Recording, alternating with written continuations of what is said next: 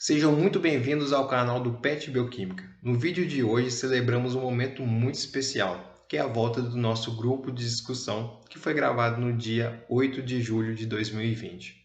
Para aqueles que não conhecem o PET, é um programa de excelência que já faz parte de diversos cursos de universidades públicas pelo país, inclusive o curso de graduação em Bioquímica da UFCJ-CCO. E o grupo de discussão ele surge como um momento de debate para temas que fazem parte do nosso cotidiano, mas que nem sempre são debatidos com frequência. O vídeo a seguir é sobre saúde mental, nesse momento de pandemia no qual vivemos atualmente. Inicialmente, nós contamos com a presença de um petiano, que fez um esclarecimento sobre as questões bioquímicas que envolvem o tema, e posteriormente, contamos com a presença de duas psicólogas incríveis que falaram um pouco sobre o psicológico no distanciamento social. Aproveitem o vídeo e nos sigam nas nossas redes sociais no @pet.bioquímica. Nosso muito obrigado e fiquem com o vídeo a seguir.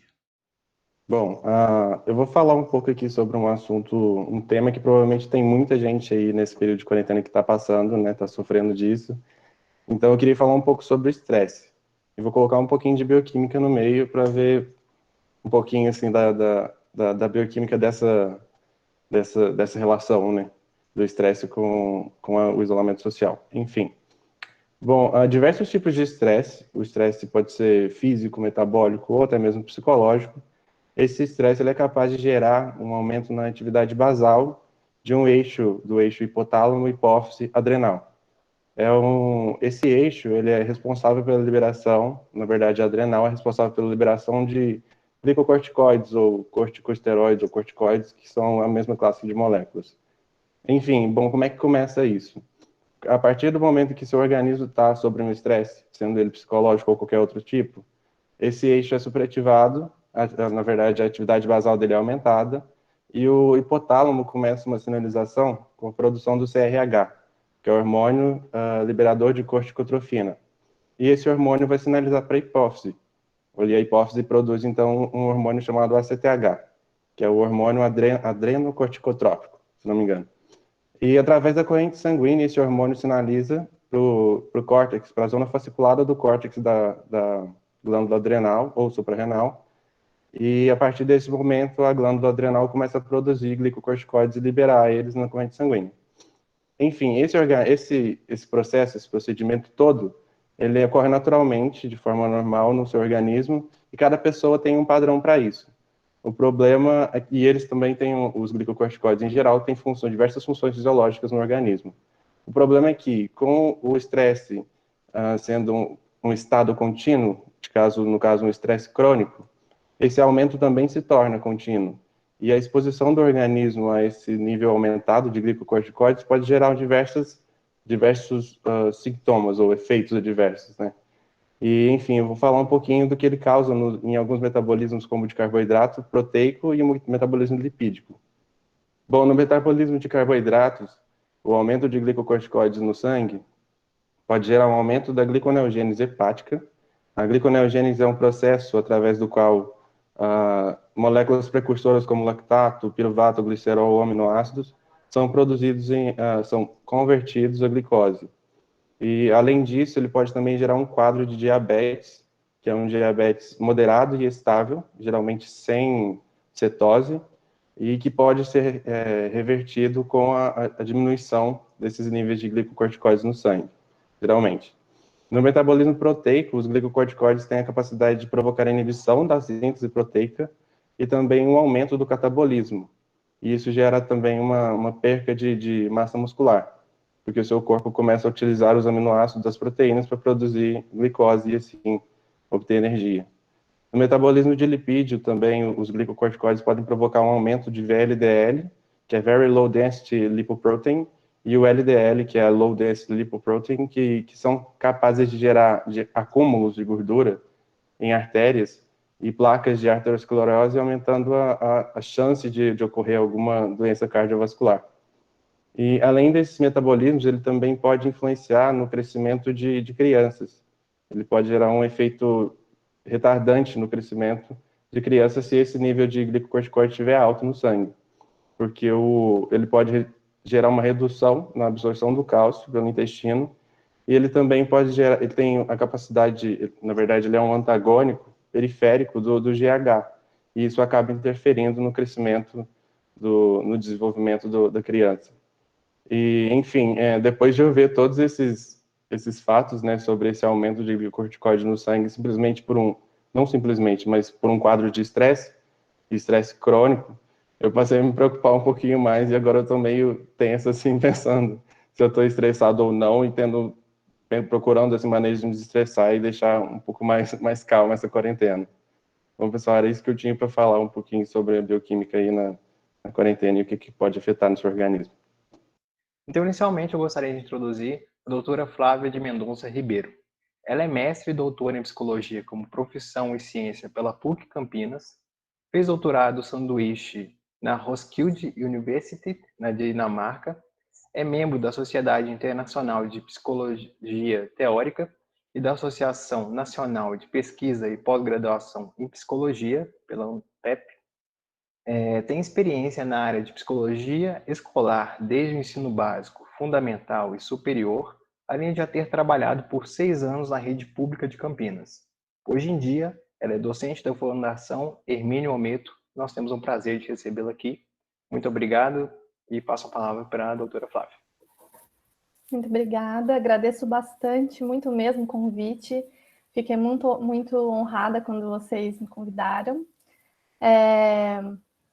E eu vou falar um pouco, né? O convite aconteceu porque eu fiz uma mesa um pouco parecida num congresso da FHO, né? Que é onde que eu dou aula.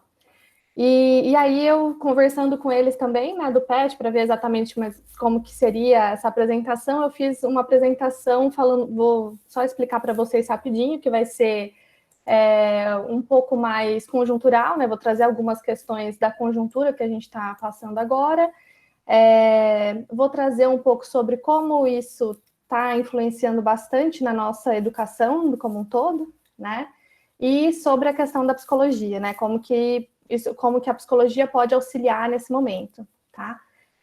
Quanto tempo mesmo que eu tenho? Só para ter certeza, me avisem, gente, que eu sei que eu falo muito e eu não quero passar do tempo, que, né, sem educação quem passa do tempo. Então, me avisem ali, tá? No chat, por favor, tá? Bom, vocês têm acompanhado, né, que a nossa conjuntura, ela tá muito dinâmica, então tem várias incertezas acontecendo, né, a nível nacional e mundial. Então, se a gente for analisar como o mundo está lidando com a pandemia, a gente vê diversas ações entre diferentes países na Europa, por exemplo, e, consequentemente, com resultados diferentes do que a gente tem aqui, né? Então, países como a Nova Zelândia, a Noruega, a Alemanha, a Dinamarca, a Islândia e Taiwan, que têm líderes mulheres, coincidentemente ou não, são exemplos como que tiveram resultados promissores nesse combate à pandemia, né? Enquanto o Brasil, os Estados Unidos, Israel, Hungria, as falas dos líderes políticos se focaram mais em incentivar a xenofobia do que realmente resolver esse problema, né? E a xenofobia ela já é muito existente no nosso planeta e tem sido intensificado muito mais. Então, se vocês acompanharem aqui no Brasil, por exemplo, a xenofobia com outros países latino-americanos acontece bastante, e o mundo inteiro contra o Brasil, praticamente, com razão. Vamos, né, não a questão da xenofobia, mas a questão do não venham para cá, porque vocês não estão se cuidando como deveriam. E aí, se a gente for pensar nesse olhar global, né, em relação a essa pandemia, a gente poderia ter modificado as escolhas, as ações dos líderes que os líderes tiveram, se a gente tivesse combatido, né, ficado em quarentena real no começo. Então, se a gente tivesse começado a quarentena de verdade em março, que foi quando basicamente tudo começou aqui no Brasil, né? Teoricamente, a gente realmente não tem como saber quando é que começou o Covid aqui no Brasil, porque logo de início, o então ministro da Saúde, que já foi destituído e estamos sem, vale, né, pontuar que estamos sem, não é o único ministro que a gente está sem, inclusive, mas tudo bem. Se o ministro da Saúde daquela época, ele realmente não tivesse falado assim, né, em termos mais leigos, não tem como a gente saber de onde é que vem o Covid. fica em casa, então é isso, né?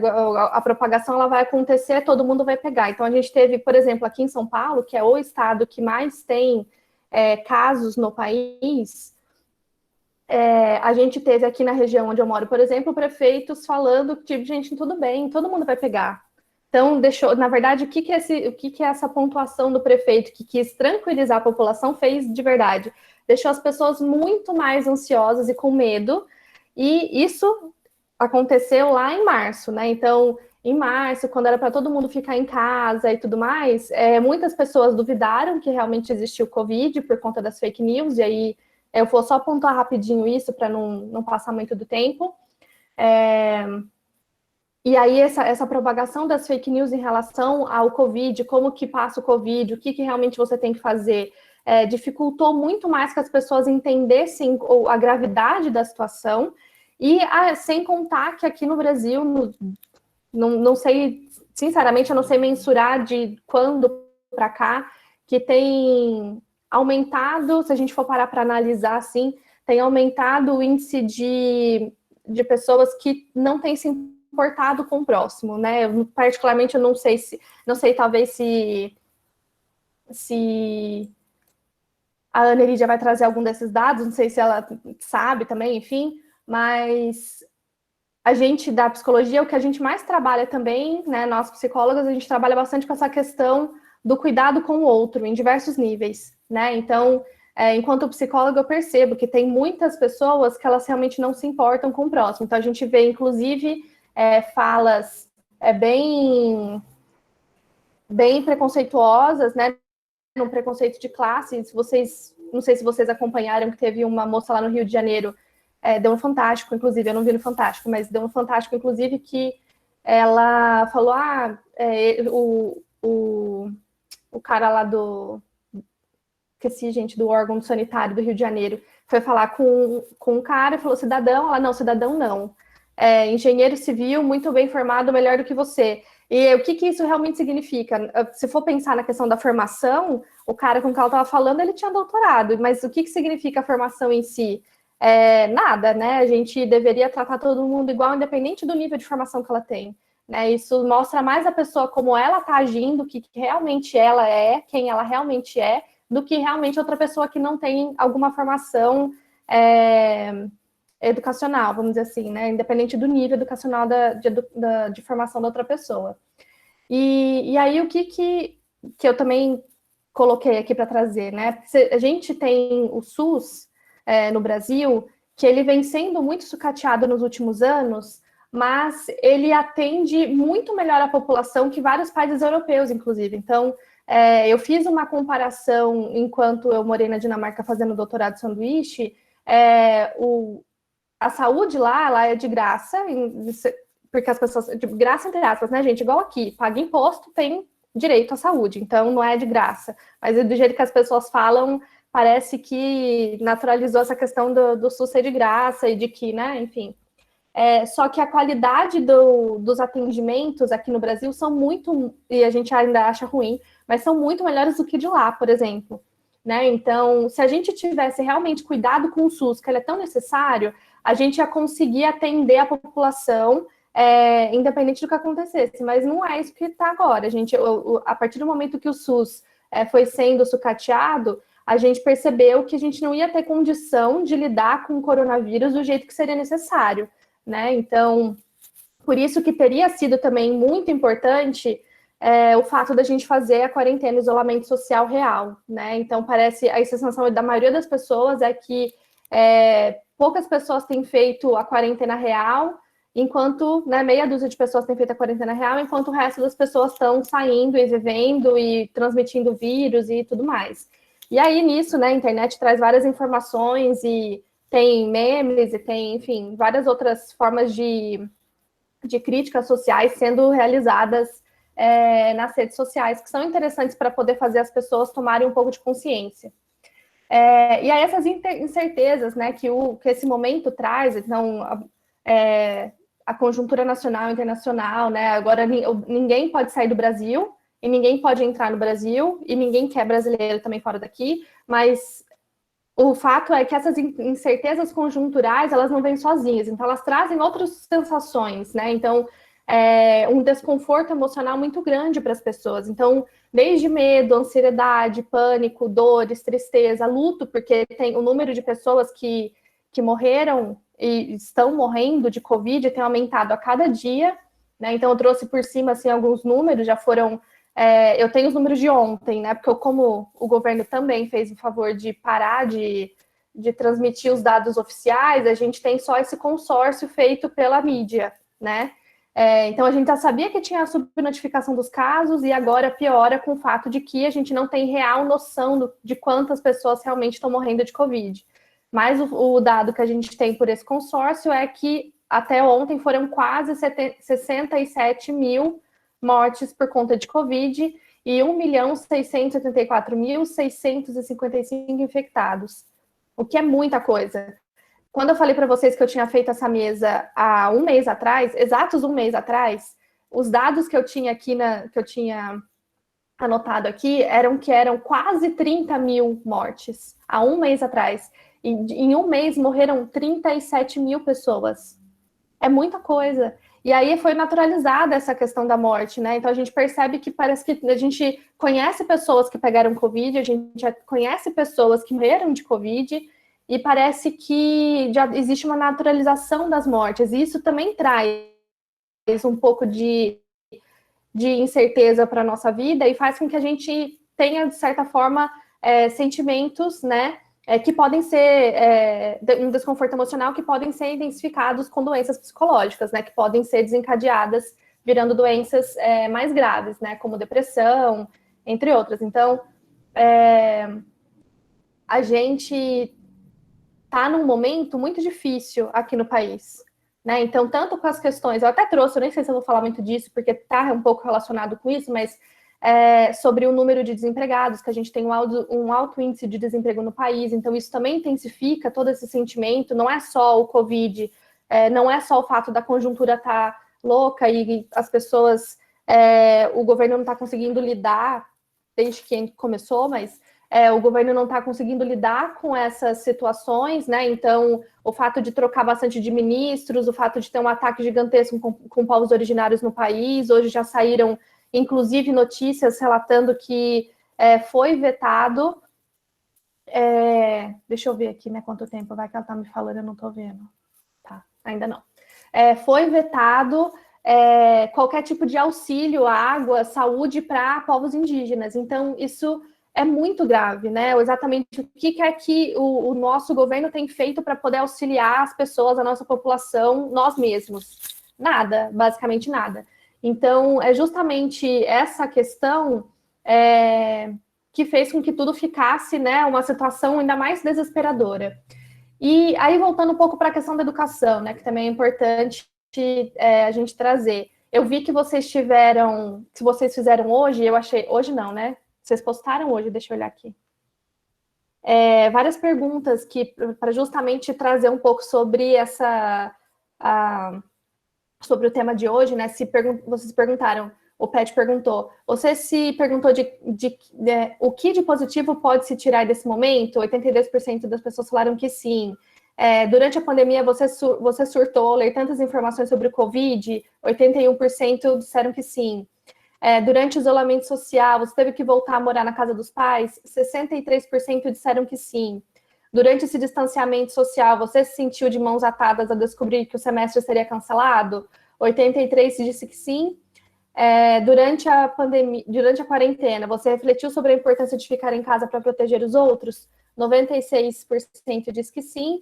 E durante a pandemia, você teve alguma crise de ansiedade? 84% disse que sim.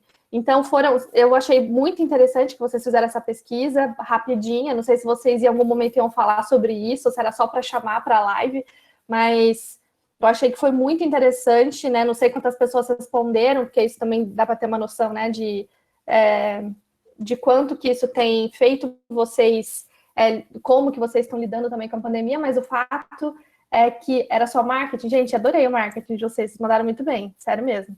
Porque 100 pessoas responderam. Aí, então, bastante, gente. 100 pessoas responderam. Vocês têm dados muito, muito legais aí. E aí, justamente nessa questão, né, o que a educação fez? A gente já não tem ministro da educação também. E aí, o que aconteceu nesse momento?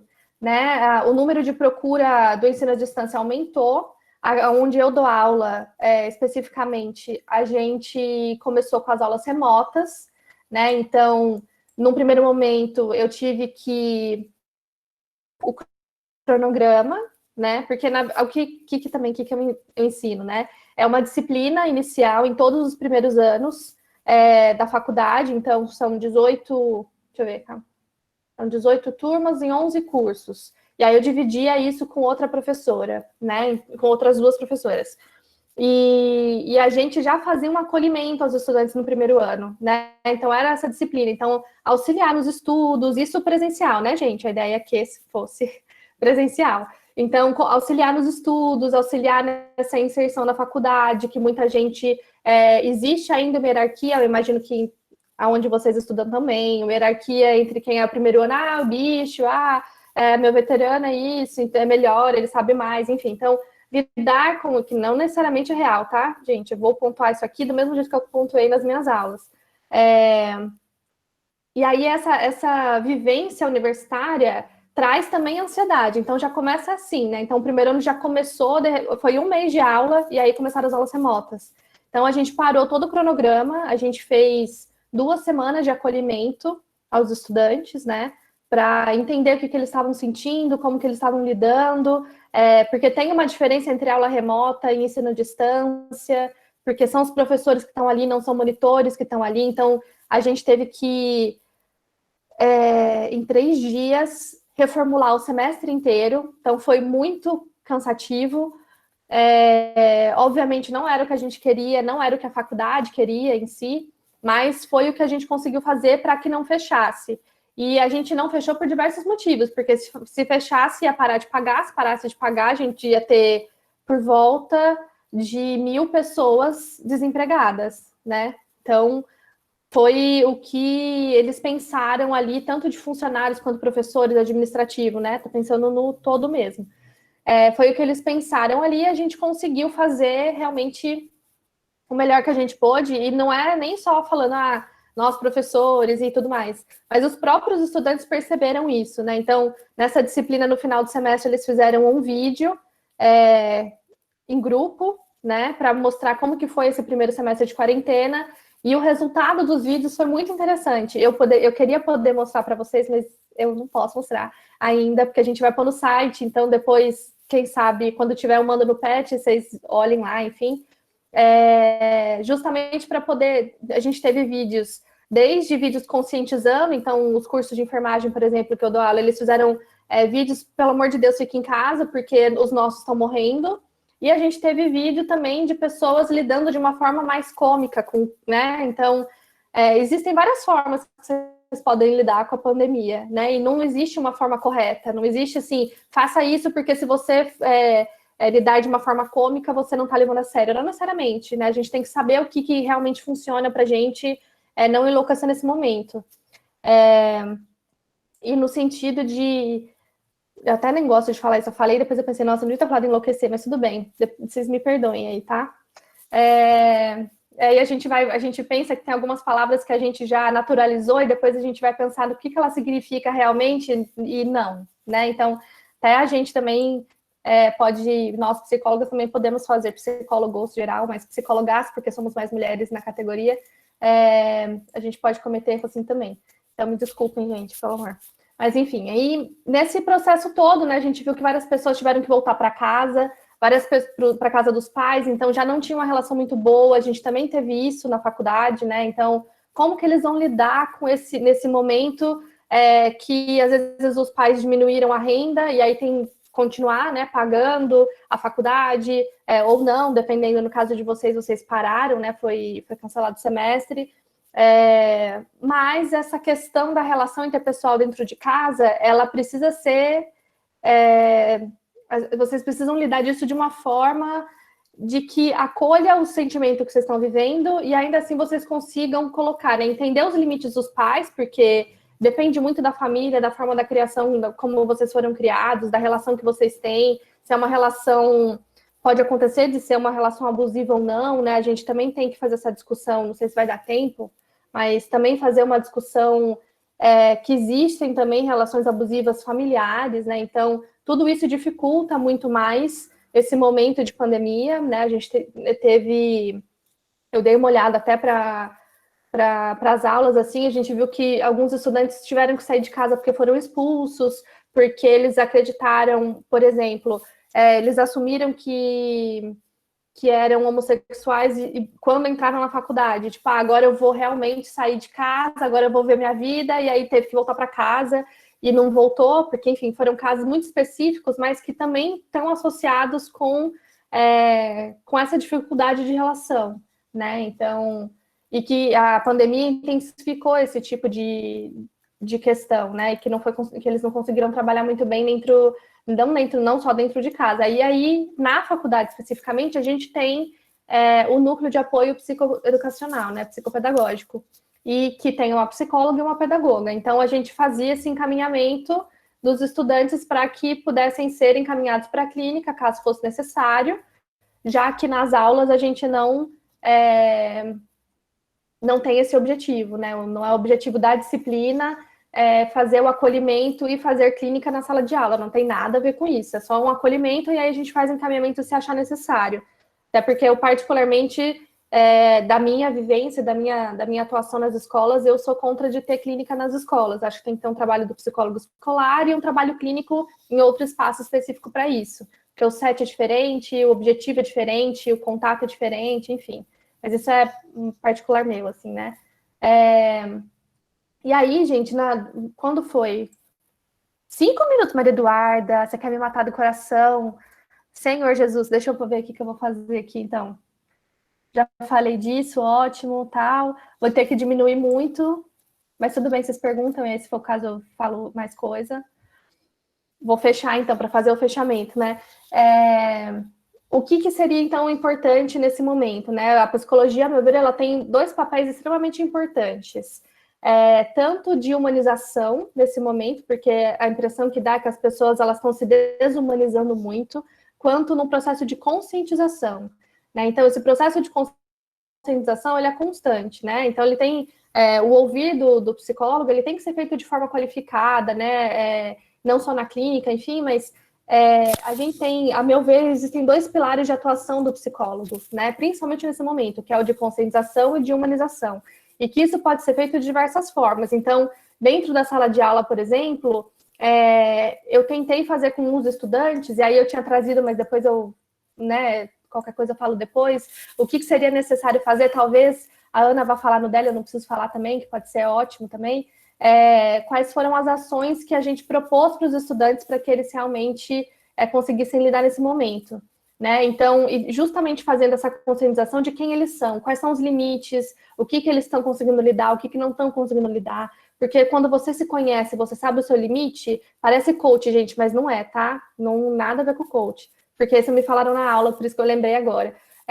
Mas quando você sabe o seu limite, quando você se conhece, você entende o que você vai dar conta de fazer, o que você vai ter perna de fazer, tanto da faculdade, quanto de movimentos, quanto de grupos, quanto de qualquer coisa, e depois você consegue fazer as coisas bem feitas, porque se você faz pouquinhas coisas que você não consegue se colocar da forma que você queria, isso pode trazer muito mais sofrimento para você depois, né? Então, a gente foi tentando lidar com isso nas aulas, né, nessa conscientização de si e do outro e do todo, né? Então, para mim, são 3 processos, são 3 partes nesse processo de conscientização, e o de humanização, para que as pessoas conseguissem entender a necessidade do porquê ficar em casa, né, do porquê sair só quando realmente é extremamente necessário, do porquê que tem que sim doar máscaras para quem não tiver, se você tem condição de você continuar pagando para outras pessoas fazerem um trabalho que você já pagava, mesmo que ela não venha, porque que não tem que ter empregada doméstica nesse momento, mas você continua pagando ela caso você tenha, né, necessite desse trabalho na sua casa, o que, né, é muito difícil as pessoas entenderem isso, enfim, então são várias outras possibilidades de ação nesse processo de humanização que também a gente tentou fazer na disciplina. Enfim, falei muito, fiquei com medo de passar e fui fechando aí. Mas agradeço demais, gente. Devia ter falado para você me avisar antes, né, Maria Eduarda? Mas eu não pensei nisso. Mas tá tudo bem. Obrigada. Então, agora fazendo uma breve apresentação, né, para a nossa segunda convidada, a mestra Anelídia Torres. Ela é mestre em Psicologia e Sociedade pela Universidade Estadual Paulista, é assistente de graduação em Psicologia pela mesma universidade, que é a Unesp, possui especialização e aprimoramento profissional na área de saúde mental e saúde pública. Ela atuou na saúde pública, na atenção e na gestão. Atualmente, ela é psicóloga clínica na perspectiva da esquizoanálise e professora de psicologia e áreas afins na Universidade de Marília. Então, é com prazer que nós passamos agora a palavra para a mestra Anelídia Torres. Você. Olá, pessoal. Boa tarde, meio boa noite, né? Então, além de professora, né, eu sou mãe de 2 meninas, o que impacta completamente a minha vida como psicóloga e nas minhas reflexões sobre a vida e sobre o Covid e sobre tudo, né? Sobre o ensino. Sou do Conselho Regional de Psicologia, do CRP, e atualmente também sou da comissão dentro do CRP que está pensando o ensino em psicologia. Então, além de estar aqui com vocês essa semana e a semana passada, a Flávia talvez tenha participado por ser professora, mas eu estive a semana toda em um seminário de escuta de alunos, professores e coordenadores, para que eles pudessem nos trazer o que eles pensam sobre a formação em psicologia nesse momento de pandemia, né? Então, eu ouvi alunos do estado inteiro, de todas as universidades de São Paulo, durante a semana toda.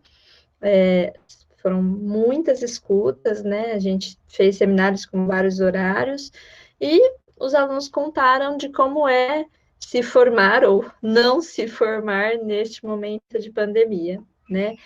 E aí me trouxe bastante reflexão, né? Porque os alunos estão com medo de não se formarem, de medo de terem que se formar, de medo de fazer o estágio online, medo de não poder fazer o estágio online.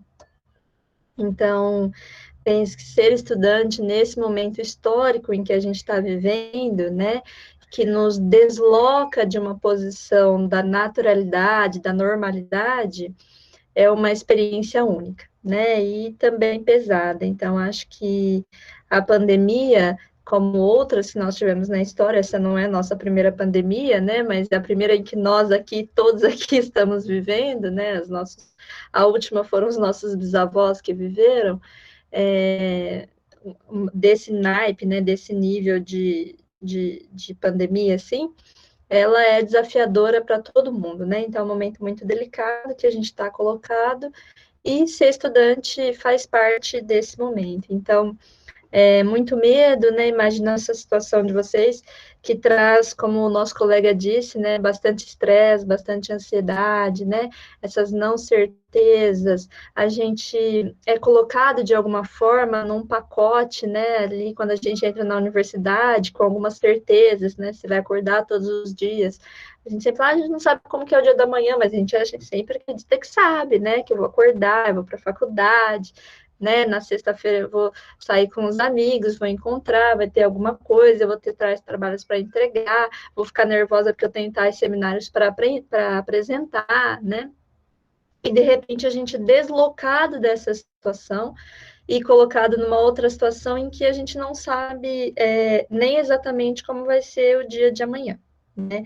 Então, para os alunos isso é muito angustiante. Eu vou ter aula, eu não vou ter aula, eu vou dar conta de aprender esse conteúdo nessa metodologia, o que vai acontecer com o conteúdo que eu não fiz? E assim foi se passando, a gente ia atrasar um mês, a gente ia repor um mês, e agora a gente já está um semestre, né? Entrando num segundo semestre colocado dessa forma. Eu entendo que a pandemia teve algumas fases, né? Então, a gente teve uma fase de pânico, de medo, onde as pessoas entraram todas nessa mesma sintonia de desespero, né? E que se resguardaram e tomaram esses cuidados, né? Apesar de que esse medo, o medo, vocês são da bioquímica, né? Vocês vão entender que o medo ele é necessário para a vida humana, né? Ele nos protege, ele cuida. Então, é um mecanismo de defesa que nos permite ficar vivo, né? Então, ele auxiliou em algum processo, né? Apesar das falas aí de alguns líderes dizendo que não era nada, mas a maior parte da população ainda assim estava em medo, né? Depois a gente foi se sentindo, né, numa situação meio de um filme, né, uma coisa meio emocionante. Nossa, tá vendo uma coisa única, né? Eu conversava com as pessoas, elas pareciam que elas estavam assim, né, tipo, será que é o fim do mundo, né? Será que não? Será que logo vai voltar? O que eu vou viver? Vou contar para meus filhos que eu vivi uma pandemia, uma coisa meio, né, mágica, né, interessante, assim, né, de nossa, que legal, tô vivendo isso. Aí a pandemia foi se estendendo e, como a Flávia disse, muito, obviamente, por conta do não cumprimento do isolamento social que as pessoas tiveram, né? A nossa incompetência em lidar com aquilo que é científico fez com que a gente estendesse nosso prazo aí de forma, né, dessa forma como nós estamos. A gente foi se acostumando, a gente foi se irritando, a gente foi cansando desse momento, né? Depois a gente foi naturalizando isso, a gente foi achando que, não é nada não. Não, ixi, uma pessoa lá que eu conheço pegou e tá tudo bem, né? Assim, estão morrendo, mas quem tá morrendo é idoso mesmo. A gente foi, de alguma forma, naturalizando esse processo, achando normal, até que a gente teve a abertura do comércio, voltou a vida, né? Em algumas partes, e aí vem de novo essa fase do medo, porque aí as coisas, eu não sei na cidade de vocês, né, mas na minha cidade é difícil alguma relação que eu tenha que não tenha um familiar ou alguém, né, que já morreu e que está com Covid. Então, assim, está muito próximo, os números estão voltando, estão virando nomes, né, estão virando pessoas, e isso, de alguma forma, atormenta, né? Então, a gente está nessa fase aí do entendimento, né? A gente está aí tentando entender que movimento que a gente deva fazer, né? Então, está posto aí para a gente que talvez a gente demore um ano para lidar com isso, que a gente vai ter mais 6 meses, e aí começam as angústias. Então, que eu pensei em trazer um pouco, e a Flávia já trouxe bastante coisa, então vou tentar não ser repetitiva, né? Foi bem bacana a fala dela, da gente como lidar com essa situação, né, que vai se arrastando aí, e como a gente ficar bem nesse cenário. Então, a primeira coisa que eu faço, né, é, nos momentos, sempre que eu vou falar de saúde mental, eu sempre pergunto isso, né, é possível ser feliz durante a pandemia? Né? É possível a gente estar completamente bem, sabendo toda essa situação a qual a gente está passando, né?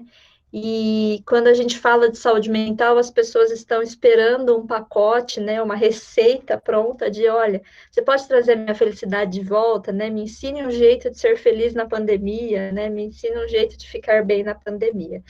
Bom, se que alguém quiser desanimar da live e sair, eu posso dizer que a gente não tem essa receita, nem eu, nem a Flávia.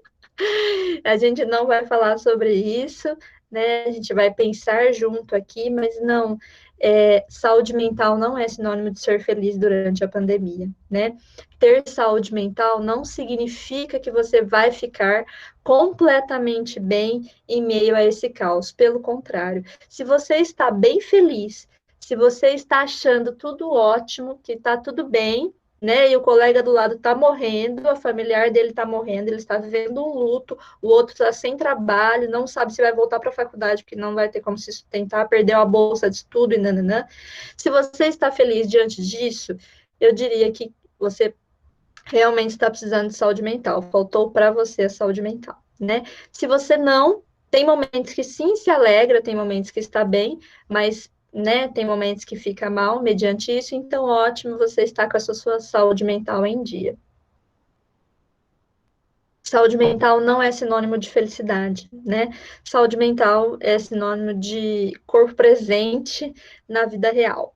Então, tá aí uma diferença e a gente vai, então, caminhar por essas questões, né?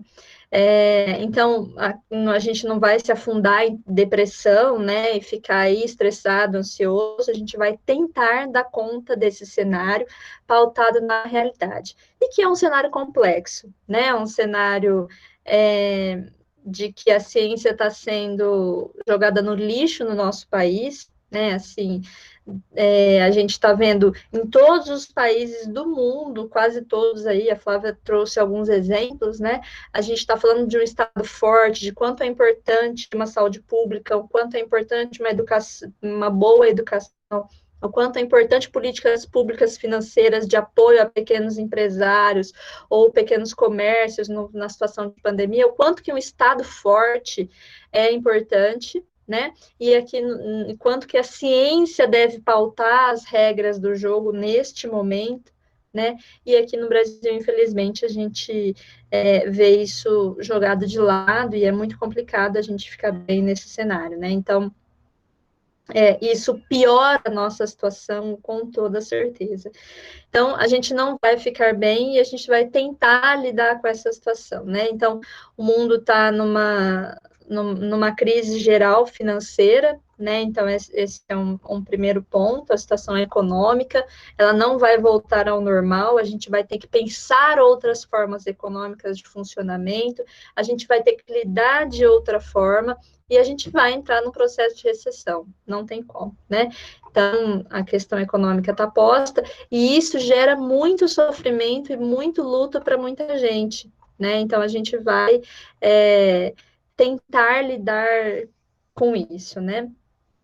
A outra questão que é importante, né, é o isolamento social. Então, a gente não está acostumado, né? Pelo contrário, a gente é exposto nesse mundo o tempo todo a olhar para fora, né? Então, sair, passear, né? O quanto mais menos você tiver colocado em contato com você mesmo, melhor.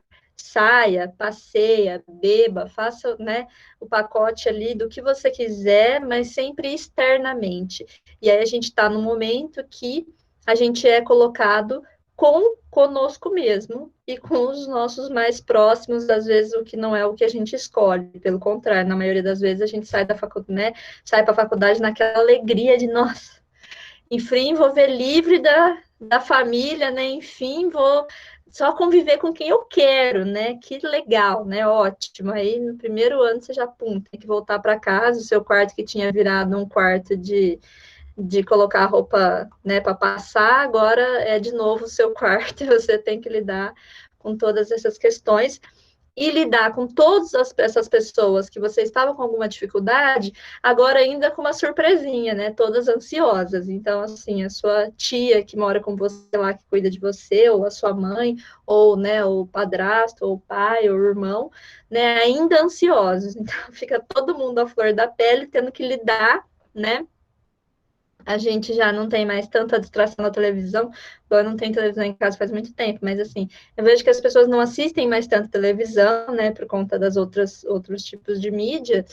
E aí, né, cada um seu celular lá no seu quarto, mas assim, existe ainda um convívio, né? Então, o isolamento social também gera essa ansiedade, né? E a terceira questão, que gera uma grande parte da ansiedade, que atrapalha bastante, é a questão da gente viver o presente. Então, a gente não está acostumado a viver o presente, a gente sempre está pautado pelo futuro ou pelo passado. E aí isso é uma angústia muito presente que eu ouvi nessa escuta durante a semana inteira dos estudantes, né? Eles diziam, eu não sei o dia que eu vou me formar, eu quero me programar, eu quero saber, eu não sei como vai ser amanhã, eu não sei se eu vou ter aula online ou não, eu não sei se eu tenho que me preparar para isso, eu não sei se vai voltar ou se não vai voltar. Então, essa angústia do não saber é muito pesado, né? E aí é muito pesado para todo mundo, não adianta, né? Você pode fazer meditação, mas ainda assim é muito pesado, porque nós somos, a gente usa uma palavra na psicologia que se chama subjetivado, ou seja, a gente é formado, a gente é construído nessa lógica de que eu tenho que correr atrás, eu tenho que fazer primeiro, eu tenho sempre voltado para o futuro. E aí, nesse momento, eu tenho que parar, e viver exclusivamente o dia de hoje, sem saber se amanhã eu tenho aula, se eu não tenho, se vai voltar à faculdade, se não vai voltar, se vai voltar no final do ano, se não vai voltar, se eu vou ficar, se minha formação vai atrasar ou não. Então, viver um tempo presente é um desafio. Bom, essas três questões nos geram angústias, e essas angústias nos geram ansiedade. Então, para falar em saúde mental nesse momento, a gente tem que falar em como lidar com essas ansiedades. O Jonathan trouxe a questão do estresse, né? Então, para a gente pensar, o estresse ele tem uma função no nosso organismo, né? Que é de nos despertar para uma ação. Então, ele gera todo esse mecanismo químico para produzir no corpo uma ação, que seja correr, né? Por que o corpo se descola? Vamos pensar a gente anatomicamente, né? A gente enquanto corpo, né? Ele é necessário para se aparece, sei lá, um negócio na minha frente, eu poder sair correndo, né? Então, normalmente, essa aceleração do coração, tudo isso que acontece quando eu gero um estresse, né? Esse funcionamento é para eu reagir de alguma forma, ou sair correndo, né? Ou produzir alguma coisa, mas é a preparação do meu corpo para eu reagir. Acontece na nossa vida moderna, a gente não reage, né? Ninguém sai correndo no momento de estresse, né? Ninguém sai produzindo alguma coisa, ou não, a gente não responde a isso. E aí a gente fica com esse acúmulo, e esse acúmulo vai justamente gerando a ansiedade. É como se a gente fosse depositando e não fosse lidando com isso. Bom, aí naqueles pacotinhos, prêmios de coaching que a gente vê, né, do faça uma corrida e seja feliz, né, vai correr todos os dias, faça uma meditação e tananã, tem um fundinho de verdade, porque de fato a caminhada, né, a corrida, a atividade física, o prazer, ele vai diminuir o impacto desse estresse, né? Então, ele vai produzir aquela reação que a gente estava falando. E aí, essa diminuição, ela é real. A questão o problema continua ali vivo, né? A angústia continua ali viva. Então, por mais que eu diminua eu resolvo o problema do acúmulo de estresse com a prática do exercício físico ou com algum tipo de prazer, eu ainda continuo produzindo ele aqui. Então, a questão como eu lidar com essa produção? Como eu, de alguma forma, tentar entender o que está gerando em mim essa quantidade de ansiedade, de estresse, o que está me incomodando, o que está difícil para mim nessa pandemia e tentar lidar com isso. Não é um processo simples, mas também não é só de terapia que vive o homem, né? A gente pode fazer isso sozinho e tentar olhar para essa pandemia como uma possibilidade de se conhecer e lidar melhor com isso, né? Então, como eu posso me relacionar, você pode, né, pensar de diversas formas, como que eu posso aproveitar esse momento para lidar melhor com a minha mãe, né, que é velha, que não sabe, que não entende o meu momento, que não sabe das minhas vontades, né, que pensa politicamente diferente de mim, né? Então, assim, a gente, né, brigou aí com os familiares no Natal, achando que, né, acabou a política, graças a Deus, vou estar na faculdade, só vou conversar com os amigos que pensam igual eu, né, e chega em casa, tem que debater política de novo, agora mais ainda nessa fase, né.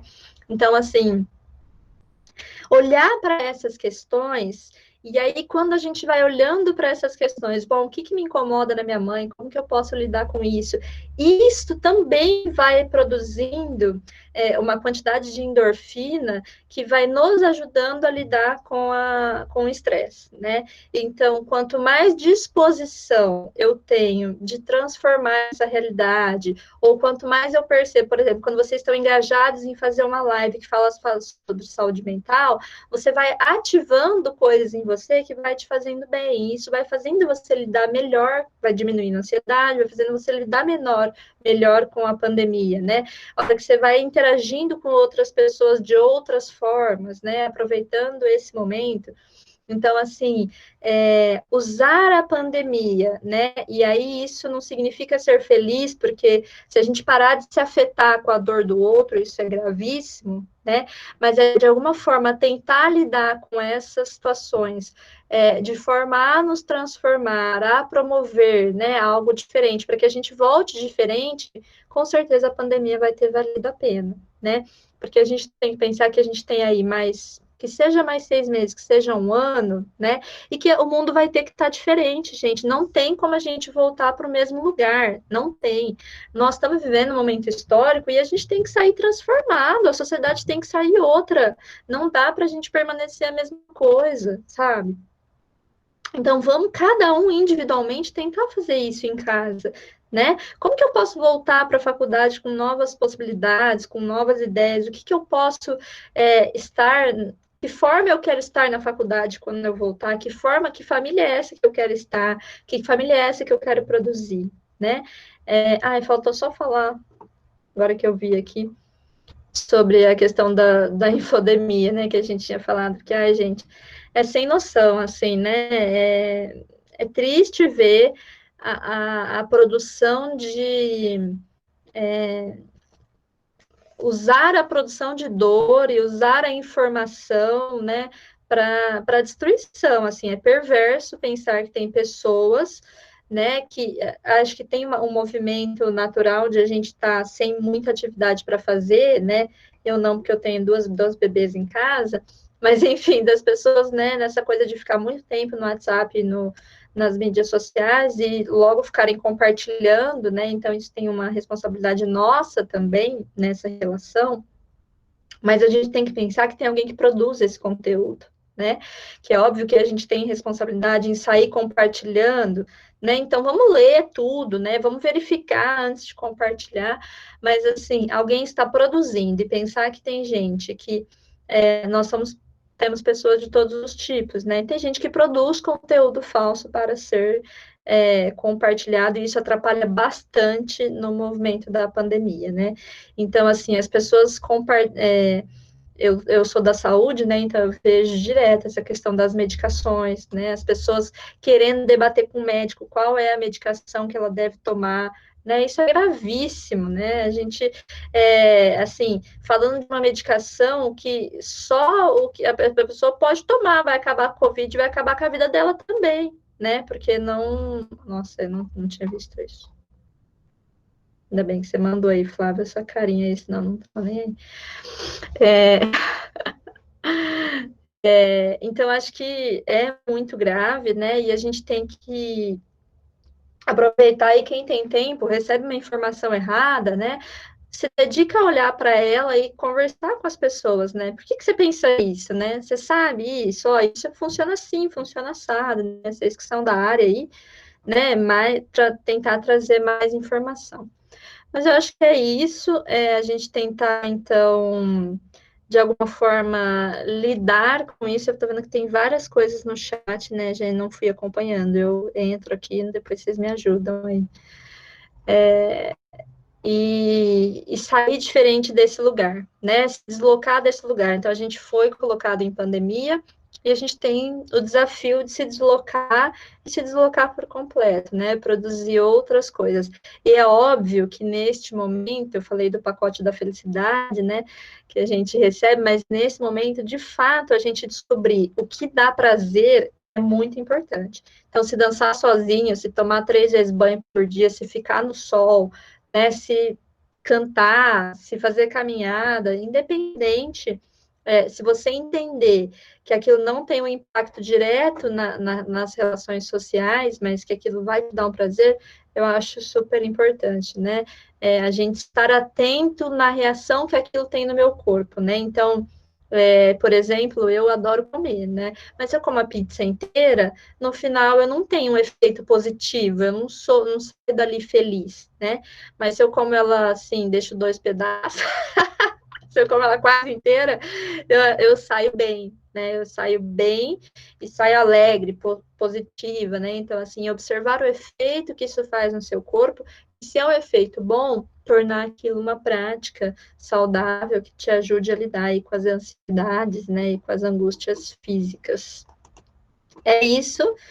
Espero que tenhamos debate. Se tiver perguntas para mim, vocês me falam que eu vou fazendo aí. Obrigada pela oportunidade de estar com vocês, viu?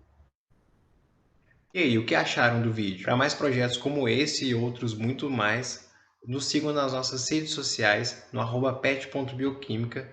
Nosso muito obrigado e até a próxima.